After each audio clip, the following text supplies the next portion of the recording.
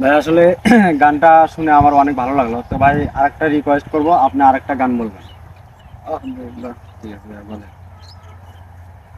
আজকে আমায় পর করিলি, কাল তো আমার ছিলি, এতদিনের ভালোবাসা স্মৃতি করে দিলি তুই, স্মৃতি করে দিলি পাখিরে, ও পাখিরে, এতদিনের ভালোবাসা স্মৃতি করে দিলি, আজকে আমায় পর করিলি, কাল তো আমার ছিলি, এতদিনের ভালোবাসা স্মৃতি করে দিলি তুই, স্মৃতি করে দিলি পাখিরে, ও পাখিরে।